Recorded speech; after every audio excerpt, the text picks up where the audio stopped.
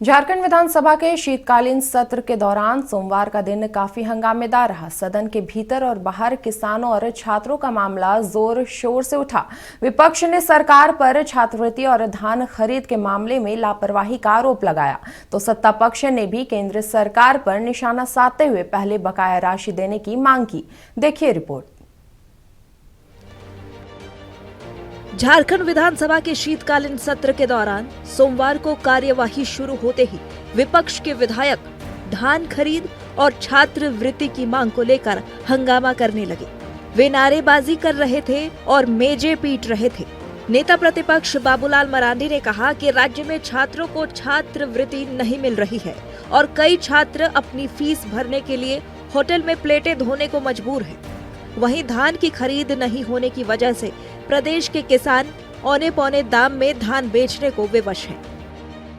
आज तो उस विषय पर हम सब लोग चर्चा कर रहे हैं जो झारखंड से बच्चों के साथ जुड़ा हुआ है, नौजवानों के साथ जुड़ा हुआ, किसानों के साथ जुड़ा हुआ मामला है। मुझे नहीं लगता है कि इससे कोई और मामला महत्वपूर्ण है। अब बच्चों को छात्रवृत्ति नहीं मिल रहा है, एसटी बच्चे, एससी बच्चे, ओबीसी बच्चे हैं, गरीब तबके के बच्चे हैं। आज वो अपने फीस को जमा करने के लिए बच्चे होटलों में प्लेट मांज रहे हैं, मजदूरी कर रहे हैं। कोई बच्चों का स्कूल छूट गया, किसान खेत से धान काट करके ले आए सरकार महोदय, और लेकिन अभी तक कोई सरकार खरीदारी नहीं कर रही है। पिछले बार सरकार ने कहा था 3200 रुपया क्विंटल खरीदारी करेंगे, वो भी नहीं किया और विलंब से किया। अभी तो सरकार किसान बेच रहा है 1500-1600 रुपया धान यूं ही खुले बाजार में। और इसलिए हम कहेंगे अध्यक्ष महोदय, बाकी कार्य को बंद करके अब इस पर चर्चा कराइए और सरकार से इस पर जवाब यहाँ जनता को चाहिए। विपक्ष लगातार इस मसले को उठाता रहा है कि छात्रों को छात्रवृत्ति न देकर राज्य सरकार उनके भविष्य से खिलवाड़ कर रही है।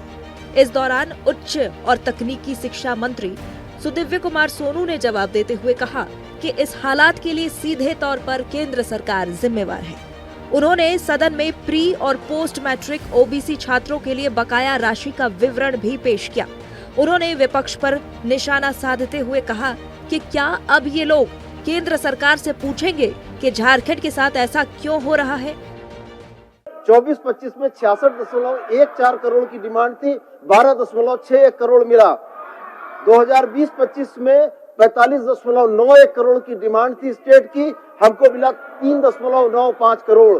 तो जो आज घड़ियाली आंसू ये बहा रहे हैं, अगर इनमें दम है और राज्य की ओबीसी जनता के प्रति ये हितकारी हैं, तो क्या ये साथ चल के भारत सरकार से पूछने का साहस रखते हैं कि राज्य के ओबीसी छात्रों के हितों को मारने वाली भारत सरकार के खिलाफ बोलने की अगर इनको क्षमता है तो साथ चले, हम लोग जाने को तैयार हैं और दस्तावेज लेकर जाने को तैयार है मान्यवर। इन दोनों मुद्दों पर सदन के बाहर भी जमकर सियासत होती रही। बीजेपी विधायकों ने बैनर पोस्टर लेकर नारेबाजी की और सरकार से जवाब मांगा कि आखिर छात्रवृत्ति कब मिलेगी। उन्होंने किसानों के हितों को लेकर भी सरकार पर निशाना साधा और आरोप लगाया कि राज्य सरकार सोई हुई है, कोई अता पता नहीं है कि वह किस दर पर और कब धान खरीदेगी। झारखंड का भविष्य जो हमारे बच्चे हैं, जो युवा हैं, उनके प्रति संजीदगी से मामला लाना चाहिए था और उनके भविष्य के साथ खिलवाड़ नहीं करे। हमारे बच्चे गरीब हैं, कैसे पढ़ेंगे। आप 6 लाख बच्चों का छात्रवृत्ति रोके हैं और मंत्री का जो बयान आता है वो गलत तरीके से आता है, तो समझिए किस तरह से क्या हो रहा है। ये बिल्कुल 2 सालों से अपने झारखंड के बच्चे होटलों में प्लेट साफ करने के लिए मजबूर है और ये निकम्मी सरकार बच्चों की छात्रवृत्ति भी खा गया। यहाँ तक कि 12 का और 10 का जो रजिस्ट्रेशन हो रहा है उसमें एकाएक 400 रुपये की वृद्धि कर दी। ये सरकार युवाओं का, बच्चों का, झारखंड वासियों का, किसानों का, नौजवानों का, व्यापारियों का विरोधी सरकार है। इसको अविलंब इस्तीफा देना चाहिए और राज्य में राष्ट्रपति शासन लगाना चाहिए। देखिए, ये सरकार छात्रवृत्ति सरकार है, ये सरकार किसान विरोधी सरकार है। आज छात्रवृत्ति के नाम पर 2 साल से भुगतान नहीं कर रही है और इधर एक तरफ शुल्क बढ़ाया जा रहा है। तो सरकार ऐसा क्यों कर रही है। हम कह सकते हैं कि आज जो छात्रवृत्ति का जो ओबीसी, एसटी EBS का जो छात्रवृत्ति का भुगतान किया जाता था 2 साल से बंद किया हुआ है। वैसे गरीब बच्चे उस छात्रवृत्ति के पैसे से अपना किसी सुविधा वसूल कर किया जाता था, लेकिन आज सरकार भुगतान नहीं कर रही है। सरकार कहीं न कहीं पंगु है, सरकार गहरे में सोई हुई है। विपक्ष के आरोपों पर सत्ता पक्ष भी जवाब देने में पीछे नहीं रहा। कांग्रेस विधायकों ने आरोप लगाया कि ये लोग बच्चों की भविष्य के नाम पर सिर्फ राजनीति कर रहे हैं, जबकि इसके लिए दोषी केंद्र सरकार है। उन्हें पहले केंद्र सरकार से सवाल पूछना चाहिए। वो चीज इनको याद नहीं है। आप इनसे सवाल करिए। केंद्र सरकार में माई बाप की सरकार आपकी है। आप MSP को लीगलाइज कब करेंगे? वो केवल राजनीति कर रहे हैं। एक तरफ उनके प्रधानमंत्री कहते हैं कि भाई विधानसभा लोकसभा नौटंकी का जगह नहीं है, यहाँ डिलीवरी होना चाहिए। तो भाई यहाँ डिलीवरी के वो तो रास्ते नहीं है। रास्ते ये है कि इस पर प्रश्न लाइए, सरकार को मजबूर कीजिए कहने के लिए।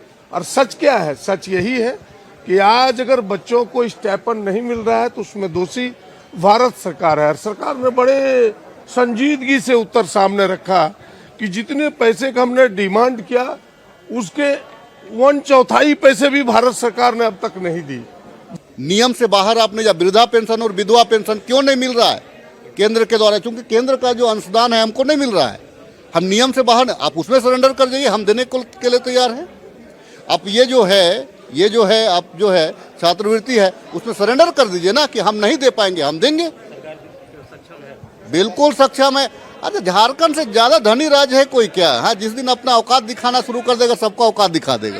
कुल मिलाकर झारखंड विधानसभा में पक्ष और विपक्ष दोनों ही एक दूसरे को घेरने में जुटे हैं और जनता के हित में काम करने या उनकी आवाज उठाने का दावा कर रहे हैं। लेकिन जनता की चिंता ये है कि कहीं राज्य और केंद्र की तकरार में जनहित के मुद्दे पीछे न छूट जाएं और सदन की कार्यवाही का नतीजा सिर्फ शोर शराबा ही रह जाए। रांची से नक्षत्र न्यूज के लिए तनय खंडेलवाल के साथ नवीन शर्मा की रिपोर्ट।